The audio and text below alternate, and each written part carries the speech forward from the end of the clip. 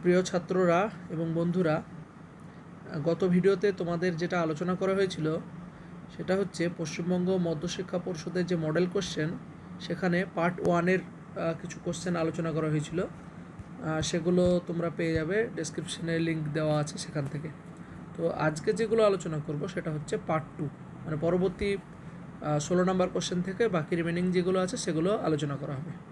তো এগুলো খুবই গুরুত্বপূর্ণ কোশ্চেন, যেহেতু এটা পশ্চিমবঙ্গ বোর্ড থেকে দেওয়া হয়েছে কোশ্চেনগুলো। সো এই কোশ্চেনগুলো খুব গুরুত্বপূর্ণ এবং এরকম কোশ্চেনই আশা করা যায় যে তোমাদের ফাইনালে, প্রথম সেমিস্টারের ফাইনালে এরকম কোশ্চেনই তোমরা পেতে চলেছো। তো ভিডিওটা ভালো করে প্রত্যেকে লক্ষ্য করো। তাহলে 16 নম্বর কোশ্চেনটার দিকে যদি দেখি, which of the following is the correct order of cellular organisation, মানে বলা হচ্ছে যেটা কোষীয় সংগঠনে সঠিক পর্যায়ক্রম কোনটি। তাহলে এখানে যদি আমরা দেখি যে আমাদের দেহ, যারা সাধারণত যেসব মাল্টিসেলুলার অর্গানিজম আছে, বহুকোষী দেহ যেগুলো আছে, সেগুলোতে যদি দেখি তাহলে সব থেকে ক্ষুদ্র যেটা হচ্ছে সেটা হলো এখানে সেল। সব থেকে ক্ষুদ্র হলো সেল, তারপরে টিস্যু, সব থেকে ক্ষুদ্র সেল, তারপর সেলগুলো মিলে তৈরি হয় টিস্যু, তারপর অর্গান সিস্টেম, অর্গানিজম। তাহলে এই অপশানটা হতে পারে। পরের অপশানগুলো দেখা যাক। Sell, tissue, organism. অর্গানিজম হবে না। অর্গানিজম মানে হচ্ছে পুরো জীবদেহ, তাহলে জীবদেহ তো কখনোই হবে না। তারপরে আবার বলেছে অর্গান সিস্টেম, তাহলে সেটা হবে না। Molecule, organ, sell. মলিকিউল ঠিক আছে সব থেকে ক্ষুদ্র, কিন্তু মলিকিউলের পরে অর্গানটা ঠিক আছে, কিন্তু অর্গানের থেকে কি কোষটা বড় হয়? তা তো হয় না। তাহলে এখানে যেটা হচ্ছে, তারপর আবার অর্গান সিস্টেম দিয়েছে। কারেক্ট সিকোয়েন্স যদি আমরা বলি তাহলে কি হবে? কারেক্ট সিকোয়েন্স যে প্রথম অপশন সেটা হবে সঠিক। কারণ একদম প্রথম থেকে যদি দেখি তাহলে যদি প্রথম থেকে দেখি কি হবে? বায়োমলিকিউল, তারপর যেটা সিকোয়েন্স হবে সেল, মানে বায়োমলিকিউল সব থেকে ক্ষুদ্র, তারপর সেল বা কোষ, টিস্যু বা কলা মিলিত হয়ে তৈরি হয় অর্গান, তারপর অর্গান সিস্টেম, তারপরে অর্গানিজম বা জীবদেহ। এটা হলো সঠিক পর্যায়ক্রম। তো এখানে যে কারেক্ট অপশন সেটা হচ্ছে অপশন এ, এটা সঠিক পর্যায়ক্রম। বাকি অপশনগুলো হচ্ছে না এখানে। তারপর antigens are typically found in. অ্যান্টিজেন সাধারণত কোথায় দেখা যেতে পারে? অ্যান্টিজেন জিনিসটা কি আগে জানতে হবে। অ্যান্টিজেন বলতে গেলে আমরা যেটা জানি চিরাচরিতভাবে, যে আমাদের দেহে বাহ্যিক কোনো বস্তু, বিজাতীয় বস্তু যেগুলো আমাদের দেহে আসে এবং আমাদের রোগ জীবাণু সৃষ্টি করে, সেগুলোকে প্রধানত অ্যান্টিজেন বলা হয়। কিন্তু আমাদের দেহের ভেতরেও কিছু অ্যান্টিজেন থাকে। তো এখানে যে অপশানগুলো আছে সেগুলো আমাদের দেহের ভেতরে কিছু অ্যান্টিজেন সেগুলো থাকতে পারে, সেরকম কিছু বলা হয়েছে। অ্যান্টিজেন কোথায় দেখা যেতে পারে? প্লাজমাতে, সেল সারফেসে, নিউক্লিয়ার মেমব্রেনে, নান অফ দি অ্যাভব। এখানে যদি কারেক্ট অ্যান্সারটা বলি তাহলে এটাতে দুটো অপশান হওয়ার সম্ভাবনা রয়েছে, যে প্লাজমাতেও হতে পারে আবার সেল সারফেসেও হতে পারে, দুটোই হতে পারে। যদি আমরা অ্যান্টিজেনকে ধরে নিই যে কোনো একটা ফরেন এজেন্ট, একটা বাহ্যিক যদি বস্তু ধরে নিই, ফরেন এজেন্ট, কোনো বাহ্যিক যদি বস্তু ধরে নিই তাহলে এটা প্লাজমাতে থাকতে পারে। প্লাজমা বলতে গেলে কোনটা? প্লাজমা বলতে গেলে রক্তের প্লাজমা। রক্ত, আমরা যদি ব্লাড দেখি তাহলে ব্লাডের কম্পোনেন্ট কী কী থাকে? ব্লাডের কম্পোনেন্ট থাকে কিছু ফর্মড এলিমেন্ট আর থাকে প্লাজমা। তার মানে একটা ব্লাডে প্রায় 55% থাকে প্লাজমা এবং বাকি রিমেনিং 45% থাকছে ফর্মড এলিমেন্ট, মানে কিছু কোষ থাকছে। তাহলে প্লাজমাতে থাকতে পারে অ্যান্টিজেন, প্লাজমাতে অ্যান্টিজেন থাকতে পারে, যেগুলো বাইরে থেকে আসে সেগুলো প্লাজমাতে থাকতে পারে। কিন্তু আমরা যখন দেখব ব্লাড গ্রুপিং, যখন আমরা পড়ব ব্লাড গ্রুপিং, আমাদের যে এবিও ব্লাড গ্রুপিং সিস্টেম আছে সেগুলো যখন আমরা পড়ব, তখন কিন্তু আমাদের ক্ষেত্রে যেটা দেখা যায় যে আরবিসি সারফেসের উপরে, সাপোজ এটা আরবিসি, রেড ব্লাড সেল, আরবিসির সারফেসের উপরে কি থাকে? আরবিসির সারফেসের উপরে কিছু অ্যান্টিজেন থাকছে। আরবিসির সারফেসের উপরে কিছু অ্যান্টিজেন থাকছে, এরকম কিছু অ্যান্টিজেন থাকতে পারে। এই যে অ্যান্টিজেনগুলো আছে এগুলো আরবিসির সারফেসের উপর থাকে এবং এগুলোই আমাদের ব্লাড গ্রুপকে ডিনোট করে। মানে আমাদের যে ব্লাড গ্রুপ হবে, আমাদের ব্লাড গ্রুপ এ হবে না বি হবে নাকি এ বি হবে বা ও হবে, সেটা কীভাবে ডিনোট করা হচ্ছে? এটা হচ্ছে আরবিসির সারফেসের অ্যান্টিজেন। তাহলে এটাকে আমরা বলতে পারি এ অ্যান্টিজেন, বলতে পারি এ অ্যান্টিজেন বা বলতে পারি বি অ্যান্টিজেন। তাহলে এটাকে এ অ্যান্টিজেন হতে পারে, এটা বি অ্যান্টিজেন হতে পারে। তাহলে আরবিসির উপরে এরকম অ্যান্টিজেন থাকতে পারে। তাহলে সেল সারফেস বলতে গেলে আরবিসির সারফেসটা আমরা ধরে নিতে পারি। সেদিক দিয়ে ভাবলে কিন্তু এই অপশানটাও ঠিক। তাহলে এখানে কিন্তু দুটো অপশানই ঠিক হবে, plasma as well as cell surface. তবে মোর অ্যাকুরেট যদি বলি আমি, মানে according to my opinion, cell সারফেসটা বেশি অ্যাকুরেট হওয়ার কথা। কারণ আমাদের আরবিসির উপরে সেল সারফেস, মানে আমাদের আরবিসির যে উপরিতলটা আছে, প্লাজমা মেমব্রেন আছে, সেখানে কিন্তু অ্যান্টিজেন থাকবেই এবং সেটাতে আমাদের রক্তের গ্রুপ নির্ধারণ হয়। তাহলে আমার মতে সেল সারফেস অ্যান্সারটা মোস্ট অ্যাপ্রোপ্রিয়েট। তাহলে antigen are typically found in cell surface. Nuclear মেমব্রেনে অ্যান্টিজেন থাকে না, সো এটা তো হবেই না। এখানে সম্ভাবনা আছে কি হতে পারে, এখানে সেল সারফেস হওয়ার সম্ভাবনাটা প্রচুর। এখানে অ্যান্সার যেটা হওয়ার সম্ভাবনা সেল সারফেসটা প্রচুর। তবে প্লাজমাটাও হতে পারে, কারণ যদি বাইরে থেকে কোনো অ্যান্টিজেন আসে, রোগ জীবাণু আসে, তখন সেটা প্লাজমাতেও থাকতে পারে। প্লাজমা বলতে গেলে রক্তরসেও থাকতে পারে, যার ফলে অ্যান্টিবডি তৈরি হয়। পরের কোশ্চেনটা দেখব। পরের কোশ্চেনটা যদি দেখি আমরা, দি বোন is the natural reservoir of, মানে যে আমাদের অস্থি, বোন মানে অস্থি, আমাদের প্রাকৃতিকভাবে কি সঞ্চয় করে? ফ্লুরিন, ওয়াটার, ক্যালসিয়াম নাকি আয়রন? তাহলে আমরা প্রত্যেকেই জানি আমাদের বনে ক্যালসিয়াম থাকে, ইভেন আমাদের বনে ক্যালসিয়াম সল্ট থাকে, যেমন হচ্ছে ক্যালসিয়াম কার্বনেট, ক্যালসিয়ামের অন্যান্য যেসব সল্ট আছে, ক্যালসিয়াম ফ্লোরাইড হতে পারে, সেরকম ক্যালসিয়ামের বিভিন্ন রকম সল্ট, ক্যালসিয়ামের বিভিন্ন রকম লবণ, এগুলো থাকছে আমাদের বনে। ম্যাগনেসিয়ামেরও লবণও থাকে, ক্যালসিয়াম থাকে। তাহলে আমাদের বনটা কি হয়, আমাদের বনে কি থাকে, প্রচুর পরিমাণে ক্যালসিয়াম সঞ্চিত থাকতে পারে। তার জন্য দি বোন is a natural reservoir of calcium. আমাদের বনে বিভিন্ন রকম ক্যালসিয়াম লবণ, বনের যে ম্যাট্রিক্সটা আছে, ধাত্র আছে, ধাত্রে সজ্জিত থাকছে। তারপর 19-এর কোশ্চেনটা দেখব। ড্যাশ সেলস লাইন দি ব্লাড ক্যাপিলারিজ।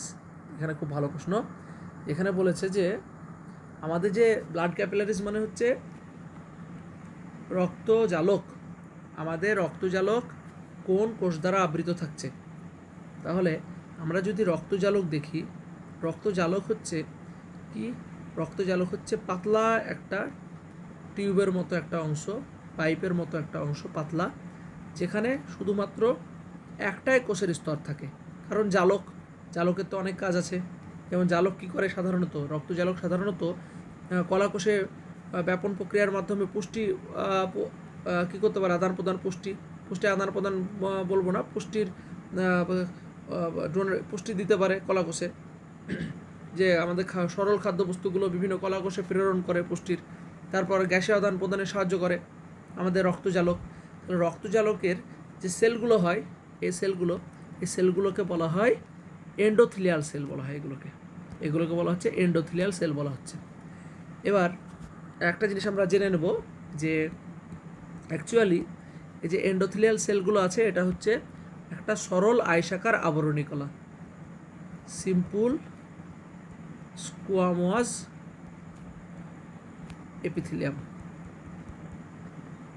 মানে এদের যদি বলি কি, এগুলো হচ্ছে সরল আয়সাকার, মানে আঁশের মতো দেখতে হয়, আয়সাকার আবরণী কলা, সরল আয়সাকার আবরণী কলা। তাহলে এটা সরল আয়সাকার আবরণী কলা। সরল বলছে এই কারণে, এদের দেখতে পাচ্ছি কি একটাই মাত্র স্তর ভিত্তি পর্দার উপর সজ্জিত থাকে। তাহলে এই যে আমাদের রক্তজালকে যে এই যে কোষগুলো আছে, কোষগুলোর স্পেশাল একটা নাম, সেটা হচ্ছে এন্ডোথিলিয়াল সেল, যারা কি করে পুষ্টি প্রদাহ করে বিভিন্ন কলাকোষে, গ্যাসীয় আদান প্রদানে সাহায্য করে, অনেক সময় এরা রেচনেও সাহায্য করছে। তাহলে আমাদের রক্তজালকে এই কোষগুলো থাকছে এন্ডোথিলিয়াল সেল। আর বাকি অপশন যেগুলো আছে, আলফা সেলটা হবে না, কারণ আলফা সেলটা বেসিক্যালি থাকছে আমাদের প্যাঙ্ক্রিয়াসে আইলেটস অফ ল্যাঙ্গারহ্যান্সে আলফা সেল, যেটা আমাদের গ্লুকাগন ক্ষরণ করে, সো এটা হবে না। অক্সিনটিক সেলটাও হবে না, অক্সিনটিক সেলটা প্যারাটাল সেলের অপর নাম অক্সিনটিক সেল, এটাও হবে না, এটা আমাদের থাকছে পাকস্থলিতে, তো এটাও এখানে হবে না। অক্সিনটিক সেলের কাজ কি? অক্সিনটিক সেলের কাজ হচ্ছে HCl সিক্রেট করা, HCl। আলফা সেলের কাজ হলো গ্লুকাগন সিক্রেট করা, সো এগুলো হবে না। এখানে কারেক্ট অপশন হবে option B, endothelial sales.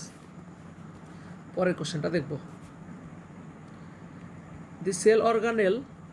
The cell organelle involved in glycosylation of protein. প্রোটিনের গ্লাইকোসাইলেশনে কোন কোষীয় অঙ্গাণু ইনভলভ থাকে, যুক্ত থাকছে? আগে আমাদের বুঝতে হবে যে গ্লাইকোসাইলেশনটা কী। গ্লাইকোসাইলেশন বলতে গেলে যদি বলি, আমরা যদি প্রোটিন দেখি, সাপোজ এটা প্রোটিন কী দ্বারা নির্মিত হয়? অ্যামাইনো অ্যাসিড দ্বারা। প্রোটিনের সাথে যদি গ্লুকোজ যুক্ত হয় এবং সেটা যদি আমাদের কোষের ভেতরে হয়, তখন এটাকে বলা হয় গ্লাইকোসাইলেশন। তাহলে এটা একটা প্রোটিন বা বলতে পারে একটা পলিপেপটাইড চেন, আর এটা গ্লুকোজ হতে গেলে গ্লুকোজের গ্লুকোজ বলবো না, শুধু যে কোনো সুগার যেমন ম্যানোজ যুক্ত হতে পারে, গ্লুকোজ যুক্ত হতে পারে, আরও অনেক কিছু যুক্ত হতে পারে, তো এটাকে বলা হয় গ্লাইকোসাইলেশন। তো আমাদের কিছু কোষীয় অঙ্গাণু আছে যেগুলো এই গ্লাইকোসাইলেশনে সাহায্য করে। তাহলে এখানে যেটা হয়, সাধারণত দুটো কোষীয় অঙ্গাণু আছে যেটা গ্লাইকোসাইলেশনে সাহায্য করে। একটা আছে এন্ডোপ্লাজমিক রেটিকুলাম, আরেকটাও হয় সেটা হচ্ছে গলগি কমপ্লেক্স বা গলগি বডিজ বা গলগি কমপ্লেক্স, এরা আমাদের গ্লাইকোসাইলেশনে হেল্প করে। এন্ডোপ্লাজমিক রেটিকুলাম যে গ্লাইকোসাইলেশনটা করে সেটাকে বলা হয় এন লিঙ্কড গ্লাইকোসাইলেশন।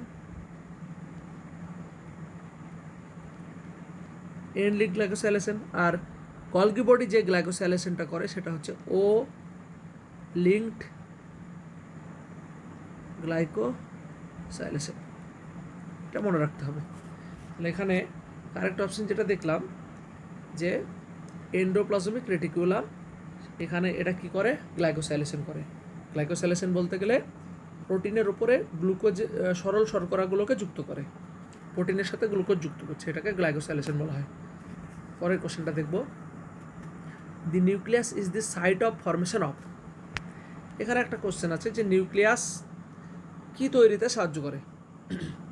এখানে যদি আমরা বলি অপশনগুলো দেখি, তাহলে দেখতে পাচ্ছি যে spindle fibre, ribosome, chromosome, lysosome. Nucleus spindle fibre তৈরি করে, এটা কিছুটা হতে পারে, কিন্তু স্পিন্ডল ফাইবার নিয়েই তো নিউক্লিয়াস তৈরি হয় সাধারণত। স্পিন্ডল ফাইবার এখানে স্পিন্ডল ফাইবার হবে না, স্পিন্ডল ফাইবার অ্যাকচুয়ালি যেটা হচ্ছে স্পিন্ডল ফাইবার বেমতন্তু যেটা তৈরি করে, এটা তৈরি করছে সেন্ট্রোজোম, সেন্ট্রোজোম। সো এটা হবে না। অ্যাকচুয়ালি যখন কোষ বিভাজন হয় তখন সেন্ট্রোজোম থেকে স্পিন্ডল ফাইবার তৈরি হয়, সো এটা হবে না। রাইবোজোমটা এটা অ্যান্সার হবে, কারণ নিউক্লিয়াসের ভেতরে থাকে নিউক্লিওলাস, এবং নিউক্লিওলাস কি তৈরি করে? রাইবোজোম তৈরি করছে। অ্যাকচুয়ালি নিউক্লিয়াসের ভেতরে থাকে নিউক্লিওলাস অ্যাকচুয়ালি রাইবোজোম তৈরি করে। তাহলে এখানে কিন্তু কারেক্ট অপশন রাইবোজোম হবে। আচ্ছা, ক্রোমোজোম নিউক্লিয়াস ক্রোমোজোম তৈরি করে না। নিউক্লিয়াসের ভেতরে থাকতে পারে ক্রোমোজোম, কিন্তু নিউক্লিয়াস প্রত্যক্ষভাবে তৈরি করে না। যদিও যখন কোষ বিভাজন হয় তখন যে এস দশা আছে, এস দশাতে যদিও ক্রোমোজোম তৈরি হয়, যে একটা 2n থেকে 4n বা 2c থেকে 4c হতে পারে এটা, কিন্তু তখন অ্যাকচুয়ালি যখন কোষ বিভাজন হয়ে এটা তৈরি হয় তখন কিন্তু নিউক্লিয়াসের নিউক্লিয় পর্দাগুলো অবলুপ্ত হয়ে যায়। তো এখানে যদি আমরা কারেক্ট অপশন দেখি, তাহলে এখানে অপশন বিটাই সঠিক মনে হচ্ছে, যে রাইবোজোম এটাকে তৈরি কে করছে? নিউক্লিয়াস তৈরি করছে রাইবোজোমকে। আর তার মানে কি, রাইবোজোমটা তৈরি হয় নিউক্লিয়াসের ভেতরে। আর লাস্ট অপশন লাইসোজোম নিউক্লিয়াস তৈরি করে না। লাইসোজোম কে তৈরি করে? লাইসোজোম সাধারণত গলগি বডি থেকে লাইসোজোম তৈরি হয়, গলগি বডি থেকে তৈরি হয়, তো এটাও হবে না। তাহলে এখানে যে কারেক্ট অপশানটা হচ্ছে সেটা হচ্ছে রাইবোজোম। রাইবোজোমটা তৈরি করছে নিউক্লিয়াস, আরও স্পেসিফিক্যালি যদি বলতে যাই তাহলে নিউক্লিয়াসের নিউক্লিওলাস। তারপর 22 নম্বর কোশ্চেনটা দেখব। 22 নম্বর কোশ্চেনটা যদি দেখি তাহলে which pair of structure are typically found in both plant and animal cell. বলেছে নিম্নলিখিত কোন স্ট্রাকচার গঠনগুলো উদ্ভিদ কোষ এবং প্রাণী কোষে বর্তমান। উদ্ভিদ কোষ এবং প্রাণী কোষ দুটোতেই থাকছে, কমন কোনটা?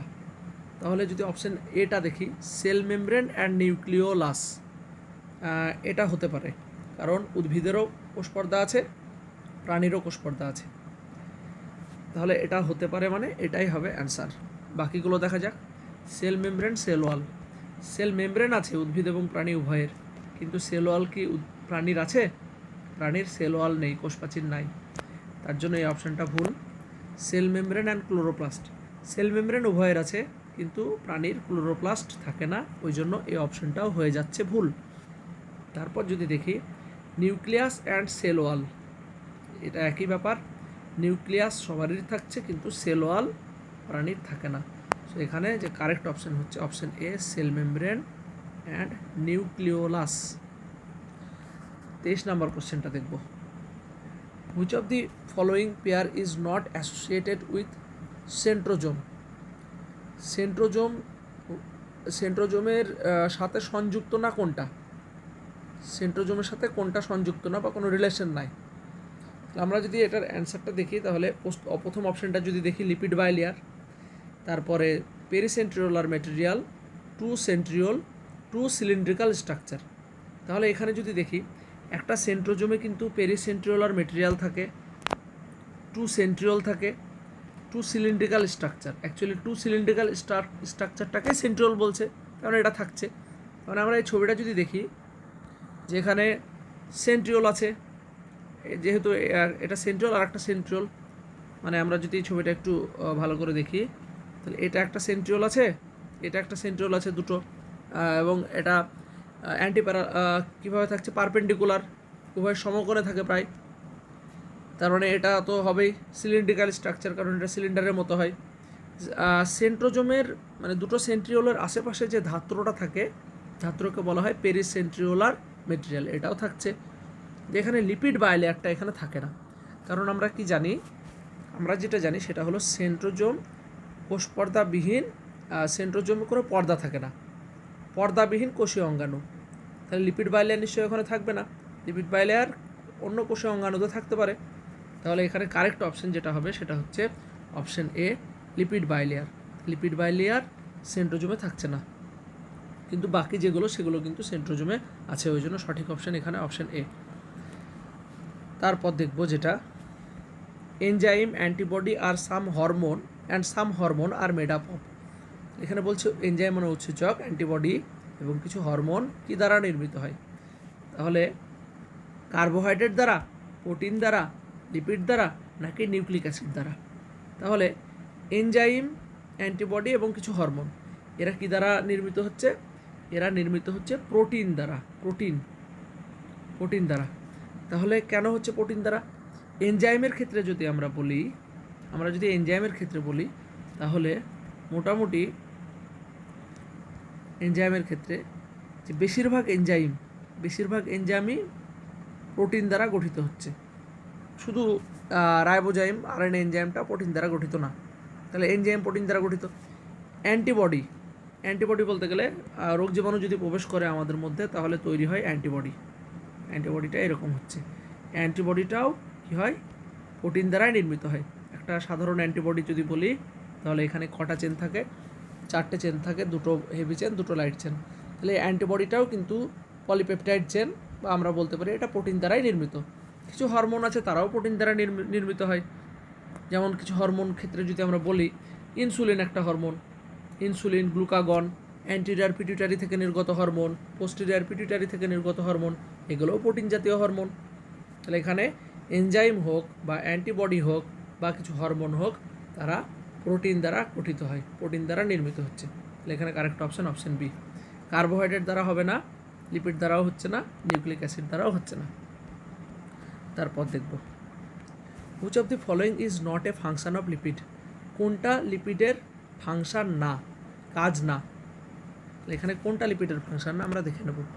এনার্জি স্টোর হতে পারে, কারণ কি হয় অনেক সময় লিপিডে শক্তি সঞ্চয় থাকছে এবং পরবর্তীতে সেই শক্তি কাজে লাগানো হচ্ছে বিভিন্ন কন্ডিশনে। তাহলে এটা আমাদের সিম্পল এক্সাম্পলও বলতে পারি যে এনার্জি স্টোর বলতে গেলে বলা যেতে পারে যে মরুভূমিতে উট বসবাস করে, উটের কুজে আমরা জানি যে উটের কুজে যে কুজটা থাকে সেখানে লিপিড সঞ্চয় থাকে প্রচুর পরিমাণে। তাহলে সেই লিপিডটা কী করে, যখন ওদের খাদ্যের অভাব দেখা যায় তখন কী হবে, সে উটের কুজ থেকে ওরা শক্তি পাচ্ছে এবং খাবারও পাচ্ছে, মানে ওখানে লিপিডগুলোকে ভেঙে যায়, লিপিডগুলো ভেঙে গিয়ে প্রচুর পরিমাণে শক্তি পায় এবং ওদের খাদ্যের যে চাহিদা সেটা মেটাচ্ছে, ইভেন জলের চাহিদাটাও মেটায়। তাহলে এটা একটা লিপিডের কাজ হতে পারে, শক্তির মানে যোগান দেয় লিপিডটা। Structure component of cell membrane, কোষপর্দার গঠন, এটাও হয়। আমাদের কোষপর্দা যদি দেখি তাহলে কি কোষপর্দার গঠনেও তো থাকে, মানে কোষপর্দার গঠনে কী থাকছে, কোষপর্দার গঠনে ফসফোলিপিড,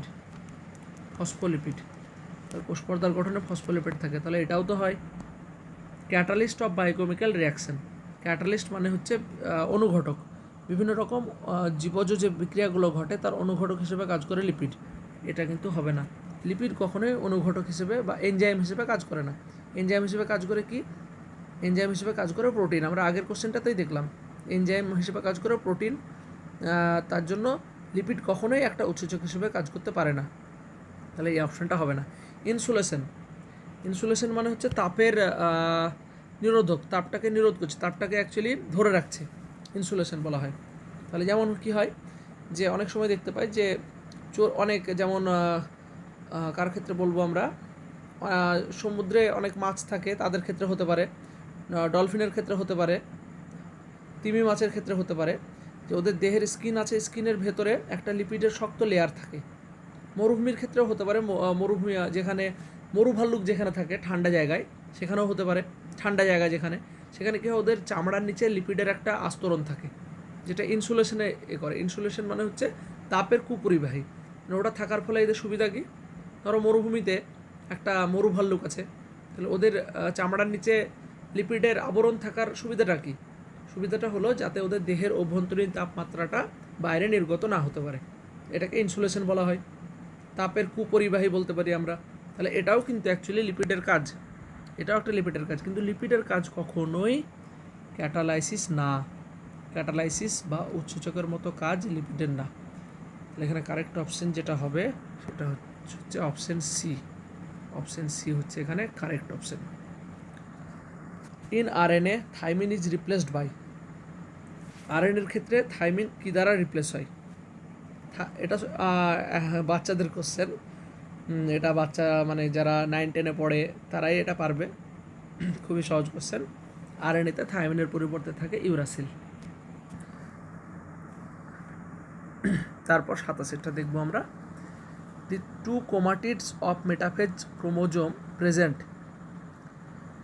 যে বলছে two chromatids of a metaphase chromosome represent, তাহলে মেটাফেজ দশায় একটা ক্রোমোজোমের যে ক্রোমাটিডগুলো আছে সেটা কি রিপ্রেজেন্ট করছে। তাহলে আগে আমরা একটু জিনিসটা দেখে নেব। আমরা যদি একটা ছবি দেখি, আমরা ধরো একটা ছবি যদি আমরা দেখি, এটা একটা সেল, ধরে নাও এটা একটা সেল। এবার এখানে কি হচ্ছে যে two chromatid of metaphase chromosome, তবে ধরো এটা মেটাফেজ প্লেটে ধরে নাও যে একটা এরকম ক্রোমোজোম আছে, ক্রোমোজোমের ক্রোমাটিড, এটা একটা ক্রোমাটিড, এটা একটা ক্রোমাটিড। তাহলে এই যে ক্রোমাটিডটা আছে সেটা কাকে রিপ্রেজেন্ট করছে, অপশনগুলো দেখে নেব। যে replicated chromosome to be separated at anaphase, তাহলে এই যে ক্রোমোজোমটা আছে এটা কিন্তু রেপ্লিকেশন হয়েছে, এটা কেমন ছিল তার আগে যদি রেপ্লিকেশন যদি না হয় তাহলে এরকম আছে, কিন্তু রেপ্লিকেশনের পরেই অ্যাকচুয়ালি এটা হয়েছে, মানে এটা আমরা বলতে পারি কি যে 2C, এটাকে আমরা যেটা বলতে পারি যে এটা 2C, দুটো ক্রোমাটিড 1C, এটা হচ্ছে অ্যাকচুয়ালি 2C বলবো না, এটা 1C হচ্ছে 1N 1C, কিন্তু রেপ্লিকেশনের পরে এটা কি হবে 1N 2C, মানে এখানে একটা ক্রোমাটিড ছিল, রেপ্লিকেশনের পরে হয়ে গেছে দুটো ক্রোমাটিড। তাহলে এখানে অপশানটা আর একবার দেখে নেব যে 2 ক্রোমাটিডস অফ এ মেটাফেজ ক্রোমোজোম, তাহলে মেটাফেজের যে দুটো ক্রোমাটিড আছে, ক্রোমাটিডগুলো কি, এটা একটা ক্রোমাটিড, এটা একটা ক্রোমাটিড, এটা কি রিপ্রেজেন্ট করে, রিপ্রেজেন্ট করছে যে replicated chromosomes to be separated at anaphase.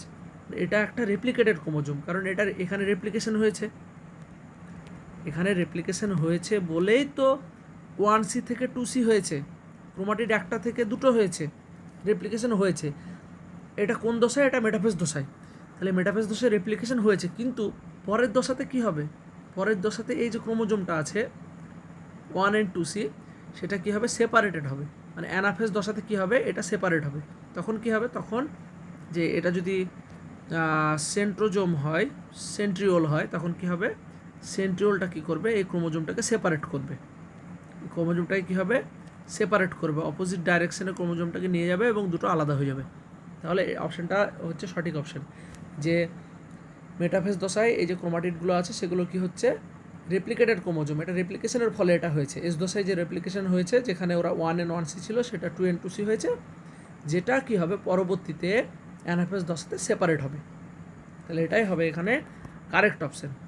বাকিগুলো কেন হবে না, homologous chromosome of A diploid set, এরা একটা ক্রোমোজোম কখনো কি হোমোলোগাস হতে পারে, একটা ক্রোমোজোম যদি এভাবে থাকে এটা কি হোমোলোগাস হতে পারে, হোমোলোগাস হতে গেলে কী হবে, আর একটা ক্রোমোজোম তাকে থাকতে হবে, হোমোলোগাস ক্রোমোজোম, তাহলে এই হোমোলোগাস এটা হচ্ছে না। তারপর নন হোমোলোগাস ক্রোমোজোম, এটা তো আসবেই না নন হোমোলোগাস। আর maternal paternal chromosome joint at centromere, এটাও কিন্তু এখানে হবে না, যে ম্যাটার্নাল প্যাটার্নাল ক্রোমোজোম সেন্ট্রোমিয়ারে যুক্ত থাকে, এটাও এখানে হচ্ছে না, কারণ এখানে কিন্তু এরকম কোনো ব্যাপার ঘটছে না, এটা নর্মালি একটা মাইটোসিসের কথা বলেছে। এবার তারপরে কোশ্চেনটা দেখব 28,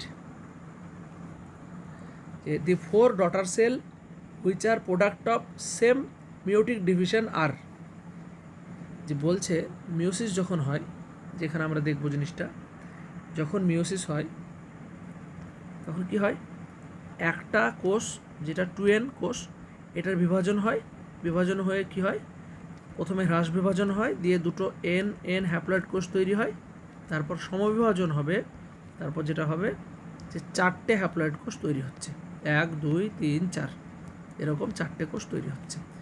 মিওসিস 1, এটা হলো মিওসিস 1, এটা হলো মিওসিস 2। তাহলে মিওসিস কোষ বিভাজনে কী হয়, একটা কোষ থেকে আলটিমেট 4টে কোষ তৈরি হয়, মানে একটা কোষ যেটা 2N ছিল সেখান থেকে 4টে কোষ, মানে 4টে হ্যাপ্লয়েড কোষ তৈরি হচ্ছে, এটা মিওসিসে হয়। তাহলে এরা কি জেনেটিক্যালি ডিফারেন্ট হয়, নাকি জেনেটিক্যালি আইডেন্টিক্যাল হয়, নাকি মাল্টিনিউক্লিয়েটেড হয়, নাকি অ্যানিউক্লিয়েটেড? মাল্টিনিউক্লিয়েট মানে হচ্ছে অনেকগুলো নিউক্লিয়াস যুক্ত হয়, নাকি নিউক্লিয়াসবিহীন হয়? তাহলে এখানে যে কারেক্ট অপশানটা হবে সেটা হচ্ছে অপশান বি হবে এখানে কারেক্ট অপশান, সরি এটা অপশান এ হবে কারেক্ট অপশান, কারণ এখানে অপশান এটা কি বলছে, জেনেটিক্যালি ডিফারেন্ট হয়। এখানে যে কোষগুলো হয় সেগুলো জেনেটিক্যালি ডিফারেন্ট, কোষে কোনো না কোনো ডিফারেন্ট থাকবেই। এবার প্রশ্ন হলো যে কেন জেনেটিক্যালি ডিফারেন্ট হয় আর কিভাবে হয়?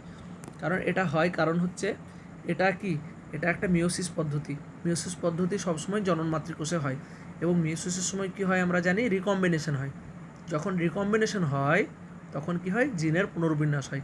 পুনর্বিন্যাস হওয়ার জন্যই যে প্রোডাক্ট সেলগুলো আমরা পাই সেগুলোর যে জেনেটিক্যালি তারা ডিফারেন্ট হয়, জিনগতভাবে তারা প্রত্যেকটাই একটু না একটু পার্থক্য হবে, কারণ রিকম্বিনেশন হবে, তার জন্যই এই পরিবর্তনটা আসে, যেটা অ্যাকচুয়ালি আমাদের কী বল অভিব্যক্তিতে আমাদের হেল্প করে, যেটা অভিব্যক্তি হেল্প করে, বা আমাদের কী হয় যে আমাদের জীবনচক্রেও এটা হেল্প করছে। একটা প্রজাতির যে ভেদ আসছে, ভেদটা আমাদের জীবনচক্রে অনেক হেল্প করছে। তাহলে এখানে কারেক্ট অপশন হবে জেনেটিক্যালি ডিফারেন্ট।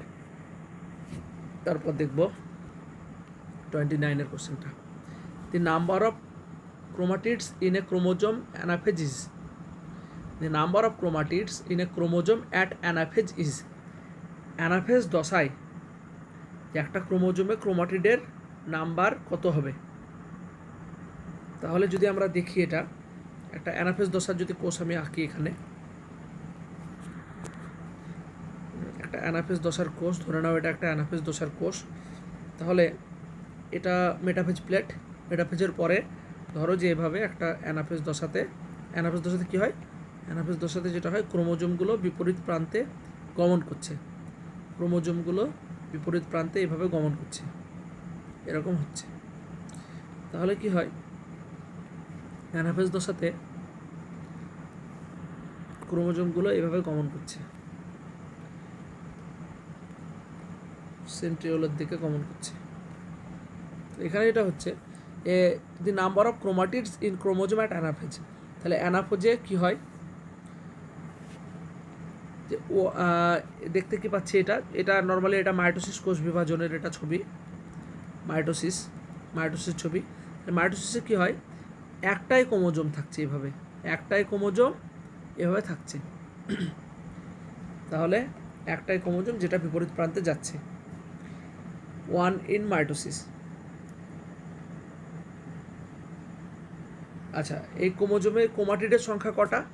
এই ক্রোমোজোমে ক্রোমাটিডের সংখ্যা হচ্ছে একটাই ক্রোমাটিড এভাবে আছে ক্রোমোজোমে, একটাই ক্রোমোজোম এবং একটাই ক্রোমাটিড, মানে এটাকে আমরা কি বলবো, 1N 1C এরকম হচ্ছে। তাহলে এভাবে হচ্ছে এবং এখানে কি হয়, অ্যানাফেজীয় চলন হয়, যার ফলে এটা মেরুর দিকে যায়। তাহলে এটা কোথায় ঘটছে, মাইটোসিসে ঘটছে। কিন্তু যদি আমরা এই জিনিসটা মিওসিসে দেখি, মিওসিস কোষ বিভাজনে, তাহলে এটা কি দশা, মাইটোসিসের, এটা হচ্ছে মাইটোসিসের অ্যানাফেজ দশা, অ্যানাফেজ স্টেজ। এটা আমাদের ভালোভাবে একটু বুঝতে হবে, তোমরা একটু মন দিয়ে শুনবে জিনিসটা। এই জিনিসটা যদি আমরা এখন মিওসিসে দেখি, মানে আমরা যদি এখন মিওসিসের অ্যানাফেজ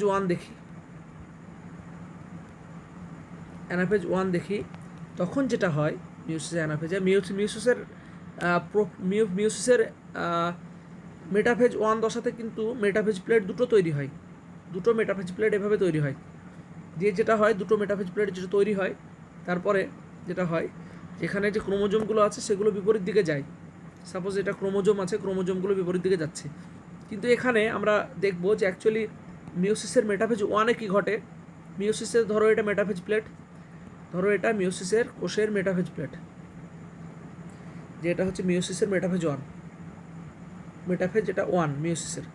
এখানে যেটা হয় মিওসিসের মেটাফেজে ক্রোমোজোম যেগুলো আছে, ক্রোমোজোমগুলো কী হচ্ছে, ধরো এটা ক্রোমোজোম, একটা ক্রোমোজোম এভাবে মেটাফেজ প্লেটে সজ্জিত আছে, আর একটা ক্রোমোজোম এভাবে আর একটা মেটাফেজ প্লেটে সজ্জিত আছে, এবং এগুলো কিন্তু সমস্ত ক্রোমোজোম, এবং এগুলো কিন্তু ক্রসিং ওভার ঘটেছে, অলরেডি এদের ক্রসিং ওভার হয়ে গেছে। তাহলে এটা হচ্ছে মেটাফেজ প্লেটে এরা আছে। তখন কি হয় যে মেটাফেজ 1 দশাতে কি হয়, যে বেমতন্তু আসছে, বেমতন্তু বা স্পিন্ডেল ফাইবারগুলো এসে এভাবে যুক্ত হয়, মেটাফেজ প্লেটে যে ক্রোমোজোমটা আছে, দুটো ক্রোমোজোম সেখানে যুক্ত হয়। এবং কি হয়, পরের দশাতে যেটা হবে যে বেমতন্তুটা ক্রোমোজোমগুলোকে প্রান্তের দিকে নিয়ে যাচ্ছে। তার মানে এইখানে যে দশাটা হচ্ছে এটা অ্যানাফেজ দশাতে তাহলে কি হবে একটু দেখো, অ্যানাফেজ দশাতে কি হবে, এই ক্রোমোজোমগুলোর চলন দেখা যাবে, ক্রোমোজোমগুলোর কী হবে, চলন দেখা যাবে। ক্রোমোজোমগুলোর চলন যখন দেখা যাবে তখন কী হবে, এভাবে বেমতন্তুগুলো ক্রোমোজোমের সাথে যুক্ত হচ্ছে। এবার বলো তো, অ্যানাফেজ দশাতে যে ক্রোমোজোমটা আছে এটা কত N কত C হবে, এখানে ক্রোমোজোম কটা আছে, ক্রোমাটিড কটা আছে, এখানে ক্রোমোজোম আছে 1N, ক্রোমাটিড আছে 2C। তাহলে এখানে কিন্তু ক্রোমাটিড আছে 2C, মানে এখানে দেখো এটা একটা ক্রোমাটিড আর এটা একটা ক্রোমাটিড, দুটো ক্রোমাটিড এখানে আছে। কিন্তু মাইটোসিস কোষ বিভাজনে দেখো একটাই মাত্র ক্রোমাটিড আছে, এবং এটাকে আমরা কি বলছিলাম, 1N 1C। তাহলে মাইটোসিসে কিন্তু একটাই ক্রোমাটিড আছে মাইটোসিসের অ্যানাফেজ দশাতে, কিন্তু মিওসিসের অ্যানাফেজ দশাতে কি আছে, একটা ক্রোমোজোমে দুটো ক্রোমাটিড আছে। এবার তোমরা বলো এখানে কোন অপশনটা সঠিক হবে। The number of chromatid in chromosome at anaphase is 2 in each mitosis and meiosis. তাহলে মাইটোসিস এবং মিওসিস উভয় কি দুটো ক্রোমাটিড থাকে? দুটো ক্রোমাটিড তো থাকে না। আর মাইটোসিসে কি দেখলাম, একটাই ক্রোমাটিড আছে, মিওসিসে দুটো। তাহলে পরের অপশানটা দেখব 1 in mitosis and 2 in meiosis. এটা হচ্ছে সঠিক অপশান। মাইটোসিসে একটা থাকে, মিওসিসে থাকে দুটো। অ্যাকচুয়ালি এখানে মিওসিস বলতে গেলে বলতে চেয়েছে মিওসিস 1, এখানে বলতে চেয়েছে মিওসিস 1 স্টেজের কথা। তাহলে এখানে কারেক্ট অপশান এটাই হবে। একটা থাকে কিসে বললাম, মাইটোসিসে একটাই ক্রোমাটিড থাকে, মিওসিসে দুটো ক্রোমাটিড থাকে, সেটা আমরা দেখলাম এখানে। আশা করি বুঝতে পেরেছো। তারপর 30 নম্বর কোশ্চেনটা দেখব। তারপর যে কোশ্চেন 30 নম্বর সেটা দেখব। During which stage of cell cycle histone protein are synthesized. কোষচক্রের কোন দশাতে, কোষচক্রের কোন দশাতে হিস্টোন প্রোটিনের সংশ্লেষ হয়? তাহলে যে অপশনগুলো আছে যে S phase, during entire prophase, during telophase, during G2 phase. এখানে কারেক্ট অপশন যেটা হবে সেটা হচ্ছে এস ফেজ। কারেক্ট অপশন যেটা হবে সেটা এস ফেজ। তার মানে এস ফেজে কী হয়, আমরা যদি এস ফেজ দেখি তাহলে এস ফেজে কী হয়, এস ফেজে ডিএনএ রেপ্লিকেশন হয়, এস ফেজে ডিএনএ রেপ্লিকেশন হতে পারে এস ফেজে। এস ফেজে আর কি হতে পারে, এস ফেজে হিস্টোন প্রোটিনটারও রেপ্লিকেশন হয় বা হিস্টোন প্রোটিন সিনথেসিস হয়, হিস্টোন প্রোটিন সিনথেসিস হয়, সিনথেসিস হচ্ছে। তার মানে এস ফেজের দুটো গুরুত্বপূর্ণ ইভেন্ট হচ্ছে histone protein synthesis and DNA replication. এটা আমাদের মনে রাখতে হবে, এস দশাতে হিস্টোন প্রোটিন এবং ডিএনএ রেপ্লিকেশন এটা হচ্ছে, মানে এগুলো হচ্ছে। তাহলে এখানে যে কারেক্ট অপশন হবে সেটা হচ্ছে যে ডিউরিং এস ফেজ। এস ফেজে এই জিনিসগুলো ঘটছে। বাকি অপশনগুলো কিন্তু এখানে সঠিক না, তাহলে এটাও আমাদের মনে রাখতে হবে। এবার যেটা দেখব পরের কোশ্চেনটা 31 নম্বর question. Species is generally closed system. বলেছে প্রজাতিরা একটা বদ্ধ সিস্টেম। এখানে যেটা বলতে চেয়েছে প্রথম অ্যাসারশন যেটা, সেটা হচ্ছে প্রজাতিরা একটা বদ্ধ সিস্টেম। হ্যাঁ, তাহলে এখানে অ্যাসারশনটা ট্রু হবে, সঠিক হবে, ট্রু। কারণ কেন বদ্ধ সিস্টেম বলা হয়, কারণ হচ্ছে প্রজাতিরা কী হয় শুধুমাত্র নিজেদের মধ্যেই জনন কার্য সম্পন্ন করে, ওই জন্য। এবং ওদের মধ্যে কী হয়, জেনেটিক্যালি ওরা সেম হয়, জিনগতভাবে ওরা সেম হয়, ওই জন্য species is genetically close system.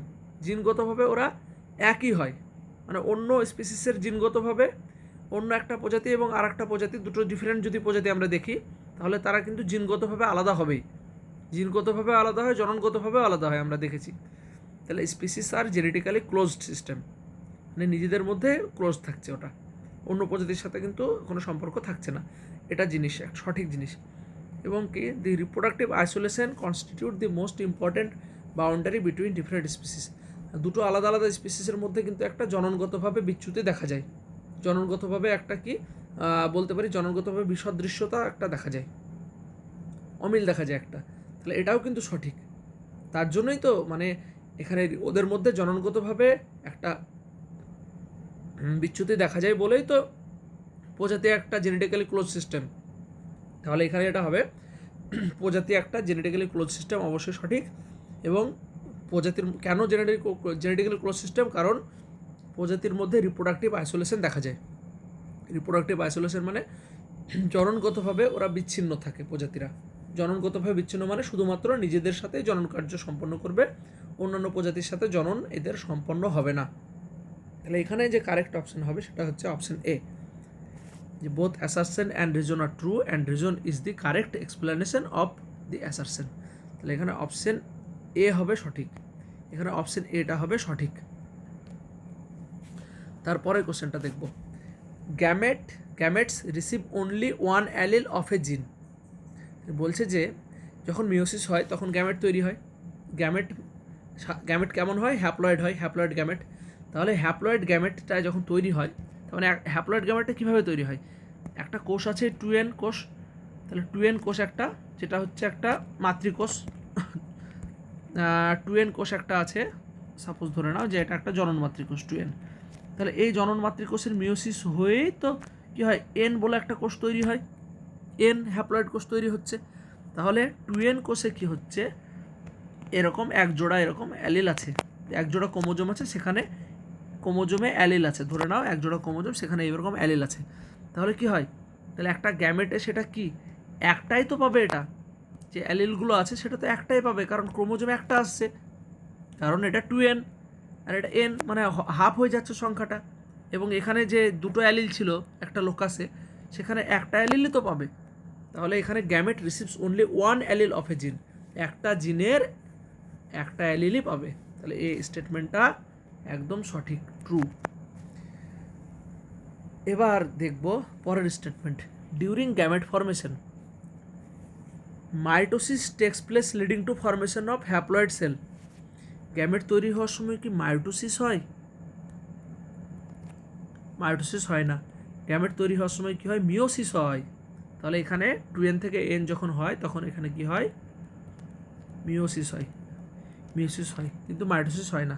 তাহলে এটা ভুল স্টেটমেন্ট। ওই জন্য সঠিক উত্তর যেটা হবে সেটা হচ্ছে অপশন সি, অ্যাসারশনটা ঠিক আছে কিন্তু রিজনটা ফলস। তাহলে এখানে অপশন সিটা হচ্ছে কারেক্ট অপশন। তারপরে কোশ্চেনটা দেখব, in eukaryotes there is an extensive compartmentalization of cytoplasm is seen. মানে এখানে যে অ্যাসারশনটা বলতে চাইছে, ইউক্যারিওটিকের ক্ষেত্রে যে কম্পার্টমেন্টালাইজেশন মানে কি হয়, কোষগুলো মানে ইউক্যারিওটিক যে কোষের সাইটোপ্লাজমটা আছে, এখানে বিভিন্ন রকম কম্পার্টমেন্ট আছে, বিভিন্ন রকম ভাগ আছে, এবং এরকম বিভিন্ন রকম ভাগ আছে, এবং সেই ভাগের ভেতরে বিভিন্ন রকম অঙ্গাণুগুলো থাকছে, মানে কম্পার্টমেন্টের মতো। ধরো তোমার একটা ঘর আছে, ঘরের ভেতরে তোমার একটা ঘর আছে, সেখানে ধরো আলমারি আছে, একটা শোকেস আছে একটা, তাহলে একটা ধরো বাক্স আছে একটা বড়। তাহলে এই যে কি তোমার ঘরটাকে ধরে নাও একটা কোষ, এর ভেতরে বিভিন্ন কম্পার্টমেন্ট, ধরো তোমার একটা আলমারি আছে, সেটা একটা কম্পার্টমেন্ট, এবং তার ভেতরে কিছু আছে, জামা কাপড় আছে, ধরো তোমার একটা বাক্স আছে, তার ভেতরে কিছু বই আছে। তাহলে এগুলো হচ্ছে কম্পার্টমেন্ট, একটা কম্পার্টমেন্ট, এবং সেই কম্পার্টমেন্টের ভেতরে কিছু জিনিস আছে। সেরকম একটা যদি ইউক্যারিওটিক কোষ দেখি আমরা, সেখানেও কিন্তু এরকম কম্পার্টমেন্ট আছে, এবং কম্পার্টমেন্ট কারা তৈরি করে, কোষীয় অঙ্গাণুগুলো তৈরি করে। তাহলে এটা কিন্তু দেখা যায়। এবং এই যে কম্পার্টমেন্টগুলো তৈরি করছে, যেমন একটা যদি আমি বলি আলমারি, আলমারি কে তৈরি করছে, বিভিন্ন রকমের কি আলমারি হয়তো কাঠ তৈরি করছে, কাঠ বা অন্য কোনো ধাতু তৈরি করছে। তোমার একটা বাক্স, সে বাক্সটা হয়তো লোহা তৈরি করছে। তার মানে নিশ্চয়ই যে জিনিসগুলো আছে সেগুলো কেউ না কেউ তো তৈরি করছে, কোনো আবরণ তো আছে, তার একটা ওয়াল তো আছে। সেরকমই কী হয়, ইউক্যারিওটিক কোষের যে কম্পার্টমেন্টগুলো তৈরি করে সেগুলো কে করে, মেমব্রেন বাউন্ড অর্গানেল, মানে কে করে, মেমব্রেন বাউন্ড অর্গানেলস, মানে পর্দা ঘেরা কোষীয় অঙ্গাণুগুলোই তো কম্পার্টমেন্ট তৈরি করে। তাহলে আমরা যদি দেখি একটা, সাপোজ খুব সহজভাবে যদি দেখি, এটা ধরো একটা ইউক্যারিওটিক কোষ, ইউক্যারিওটিক কোষের ভেতরে দেখতে পাচ্ছি কি কম্পার্টমেন্ট আছে, ধরো এটা একটা কম্পার্টমেন্ট, ধরো এটা একটা কম্পার্টমেন্ট, এগুলো কম্পার্টমেন্ট, ধরো আর একটা কম্পার্টমেন্ট, এটা একটা কম্পার্টমেন্ট, এরকম অনেকগুলো কম্পার্টমেন্ট এভাবে আছে। তাহলে এই কম্পার্টমেন্টগুলো কি হয়, নিশ্চয়ই এটা মেমব্রেন থাকে, বাইরে পর্দা থাকে। হ্যাঁ, যদিও দু একটা এক্সেপশন আছে, যেমন রাইবোজোমে হয়তো পর্দা নাই, এক্সেপশন আছে, কিন্তু এক্সেপশনটা দেখবো না আমরা, ওভারঅল দেখবো। ধরো এটা মেমব্রেন আছে, এখানে ধরো এটার একটা মেমব্রেন, এটা এখানে ধরো দুটো মেমব্রেনের আছে। তাহলে এই মেমব্রেন আছে এবং এদের ভেতরে নিশ্চয়ই কিছু আছে। সাপোজ তুমি এটাকে মাইটোকন্ড্রিয়া যদি ধরো, তাহলে এখানে এ থাকতে পারে, এটাকে প্লাস্টিড ধরলে কি থাকবে, গ্রানা থাকবে, স্টোমা থাকবে। এটা যদি লাইসোজোম ধরো, বিভিন্ন রকম ধাত্র এবং তাতে উৎসেচক থাকবে। তাহলে কি হয়, তাহলে একটা কোষের ভেতরে কম্পার্টমেন্ট আছে, এবং কম্পার্টমেন্টের ভেতরে যে কোষীয় অঙ্গাণু আছে, সেই কোষীয় অঙ্গাণুর যে জিনিস কাজের সাথে সম্পর্কিত সেরকম জিনিস থাকবে। তাহলে এখানে কিন্তু কম্পার্টমেন্টালাইজেশন দেখা যায়, এবং এই যে ইউক্যারিওটিক সেলে কী থাকে, পর্দাঘেরা কোষীয় অঙ্গাণুও থাকছে, কারণ এই পর্দাঘেরা কোষীয় অঙ্গাণুগুলোই তো কম্পার্টমেন্টালাইজেশন করছে। তার মানে এই স্টেটমেন্ট দুটোর মধ্যে একটা সম্পর্ক আছে। ওই জন্য কী হবে, both assertion and reason are true, and reason is the correct explanation of assertion. তাহলে এখানে অপশন এ হবে কারেক্ট, মানে 33-র অপশন এ হবে কারেক্ট অপশন। তারপর দেখো 34-এরটা দেখব, 34-এরটা একটু লক্ষ্য করো। The protistan cell body contain well defined nucleus and other membrane bound organelle. মানে যেটা বলতে চাইছে যে পোটিস্টায় একটা ওয়েল ডিফাইন্ড নিউক্লিয়াস থাকে এবং আদার মেমব্রেন বাউন্ড অর্গানেল থাকছে। এটা কিন্তু একদম সঠিক। পোটিস্টা আমরা যদি দেখি, মনেরার পর আসে পোটিস্টার কিছু ক্যারেক্টার কি, এরা ইউনিসেলুলার হয়, এককোষী হয়। এরা কেমন হয়? এরা হয় ইউক্যারিওটিক, হয় পোটিস্টা। তাহলে এরা ইউনিসেলুলার হয়, এরা ইউক্যারিওটিক হয়। ইউক্যারিওটিক হয় মানেই কি, এদের ইউক্যারিওটিকের ভেতর আমরা কি জানি, ওয়েল ডিফাইন্ড নিউক্লিয়াস থাকছে, মানে সুগঠিত নিউক্লিয়াস থাকে, নিউক্লিয়াসের উপাদানগুলো সুগঠিত হয়। তাহলে অবশ্যই পোটিস্টার যে দেহটা আছে সেখানে কিন্তু ওয়েল ডিফাইন্ড নিউক্লিয়াস আছে। And other membrane bound organelle, অবশ্যই যেহেতু এটা ইউক্যারিওটিক কোষ, সো এখানে বিভিন্ন পর্দাঘেরা কোষীয় অঙ্গাণু এখানে আছে। তাহলে এটা হচ্ছে বিভিন্ন পর্দাঘেরা কোষীয় অঙ্গাণু কিন্তু এখানে আছে। তাহলে এখানে এই অপশানটা একদম সঠিক। মানে পোটিস্টার ক্ষেত্রে পর্দাঘেরা কোষীয় অঙ্গাণু আছে এবং ওয়েল ডিফাইন্ড নিউক্লিয়াস আছে। পোটিস্টার ইউক্যারিওটিক অর্গানিজম, হ্যাঁ অবশ্যই ইউক্যারিওটিক হয় বলেই তো ওগুলো আছে। পোটিস্টা একটা ইউক্যারিওটিক বলেই তো এখানে কি হয়, ওয়েল ডিফাইন্ড নিউক্লিয়াস হয় এবং বিভিন্ন রকম মেমব্রেন বাউন্ড অর্গানেল, পর্দাঘেরা কোষীয় অঙ্গাণু হয়। তাহলে এখানেও যে কারেক্ট অপশন সেটা হবে option A. Both assertion reason are true and reason is the correct explanation of the assertion. এবার আমরা চলে যাব লাস্ট কোশ্চেন, শেষ কোশ্চেন। টোটাল তোমাদের 35টা কোশ্চেন থাকে, তোমরা জানো। এটা হচ্ছে শেষ কোশ্চেন। বলেছে when the veins run parallel to each other with a lamina, the venation is termed as parallel venation, which is characteristic of most monocotyledon। মানে যেটা বলছে অ্যাসারশন যে when vein are run parallel to each other with a lamina, lamina মানে হচ্ছে পাতার যেখানে শালক সংশ্লেষ হয়, চ্যাপ্টা যে অংশটা থাকে, এটাকে ল্যামিনা বলা হয়, পত্রফলক বা ল্যামিনা। তাহলে এটা হচ্ছে ল্যামিনা বা এটাকে বলা হয় পত্র ফলক, অনেক সময় এটাকে বলা হয় ব্লেড বলা হয়, ল্যামিনা বা পত্রফলক বা ব্লেড বলা হয়। তাহলে এই যে পত্রফলকটা আছে এখানে যদি যে ভেনেশন মানে হচ্ছে শিরাবিন্যাস, পাতার যে শিরাবিন্যাস যেটা কি হয় প্যারালাল, মানে এখানে যে শিরাবিন্যাস আছে সেটা প্যারালাল হচ্ছে। ধরো এখানে যেটা আমরা দেখতে পাচ্ছি যে এখানে যে শিরাগুলো যাচ্ছে এটা হচ্ছে মিডরিব, মধ্যশিরা। মধ্যশিরাটা কী হবে, মধ্যশিরাটা সাধারণত মোটা হতে পারে, কিন্তু বাকি যেগুলো আছে সেগুলো এভাবে দেখো প্যারালাল যাচ্ছে, সবগুলো সমান্তরালে যাচ্ছে, কেউ কারোর সাথে টাচ করে নাই। এভাবে দেখো সবগুলো যাচ্ছে সমান্তরালে যাচ্ছে পরস্পর। তাহলে এটাকেই তো আমরা বলি কি প্যারালাল ভেনেশন। এবং এটা কোথায় দেখা যায়, এটা দেখা যায় মনোকটের ক্ষেত্রে, একবীজপত্রী যেগুলো আছে তাদের ক্ষেত্রে দেখা যায়। যেমন ধরো ভুট্টার ক্ষেত্রে, ধানের ক্ষেত্রে, নারকেলের ক্ষেত্রে এরকম আমরা দেখতে পাই। তাহলে এটাকে বলা হয় প্যারালাল ভেনেশন। তাহলে এটা হবে সঠিক একটা অপশন, ট্রু এটা। Reason when veinlets form a network, the venation is termed as reticulate which is generally found in dicot. Veinlets form a network মানে জালের মতো করছে। এখানে যদি ছবিটা আমরা দেখি, দেখো যে এটা হচ্ছে মিডরিব এবং দেখো মিডরিব থেকে বেরোচ্ছে ভেনগুলো বেরোচ্ছে, মিডরিব থেকে ভেন বেরোচ্ছে, সেইগুলো দেখো ভেনগুলো বেরোচ্ছে। সেখান থেকে দেখো আবার সেখান থেকে আরও ছোট সব বেরোচ্ছে, আরও সাইজে ছোট বেরোচ্ছে, সেখান থেকে আরও ছোট বেরোচ্ছে। তাহলে এভাবে কি হচ্ছে ভেনলেটস, মানে প্রথমে মিডরিব, সেখান থেকে ভেন, তারপর ভেনলেটস। মানে এখানে একটা কি হচ্ছে জালের মতো, নেট বা জালের মতো একটা অর্গানাইজেশন দেখতে পাচ্ছি, সংগঠন একটা দেখতে পাচ্ছি। তার মানে দেখতে পাচ্ছি জালের মতো একটা উপরটা ওভারল্যাপ করে আছে। তখন এটাকে আমরা বলবো কি বলবো, এটাকে রেটিকুলেট ভেনেশন বলবো। এটাকে আমরা বলবো রেটিকুলেট ভেনেশন বা এটাকে জালকাকার পত্রবিন্যাস বলবো। আর আগেরটাকে আমরা কি বললাম, আমরা বললাম প্যারালাল, মানে হচ্ছে সমান্তরাল পত্রবিন্যাস, প্যারালাল ভেনেশন। আর এটা হচ্ছে পরেরটা হলো জালকাকার। এবং এটা কার ক্ষেত্রে দেখা যায়, এটা দেখা যায় ডাইকট, দ্বিবীজপত্রীর ক্ষেত্রে এটা দেখা যায়। তাহলে এখানে দুটো স্টেটমেন্টই ঠিক, কিন্তু এই দুটো স্টেটমেন্টের মধ্যে কি কোনো সম্পর্ক আছে, মানে যে অ্যাসারশনটা কি কারেক্ট এক্সপ্লেনেশন রিজনটার, এটা কিন্তু দুটো স্টেটমেন্টই ঠিক, কিন্তু কোনো সম্পর্ক এদের মধ্যে নেই। যে প্যারালালের ক্ষেত্রে ওটা দেখা যায়, রেটিকুলেটের ক্ষেত্রে এটা দেখা যায়, এদের মধ্যে কোনো সম্পর্ক নাই। সো এখানে যে অপশানটা হবে সেটা হচ্ছে অপশান বি। অপশান বি এখানে correct option. Both assertion and reason is true but the reason is not correct explanation of assertion. So এই জন্য অপশান বিটা এখানে কারেক্ট হবে।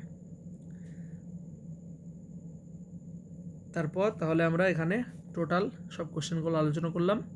তো কোশ্চেনগুলো খুবই গুরুত্বপূর্ণ, তোমরা ভালোভাবে কোশ্চেনগুলো একটু দেখবে, কোশ্চেনগুলো থেকে আর কী কী কোশ্চেন আসতে পারে সেটাও একটা আইডিয়া পেলে। তো গতদিন এইসব কোশ্চেন আলোচনা করা হয়েছিল, এগুলোও ভালোভাবে একটু দেখে নেবে। তোমাদের ফাইনাল পরীক্ষায় এরকম টাইপেরই কোশ্চেন হবে এরকম আশা করা যায়। তো আশা করি বুঝতে পেরেছো। তাহলে আজকে এই অবধি, যদি ভালো লাগে লাইক করো, চ্যানেলটা সাবস্ক্রাইব করে রেখো। Thank you.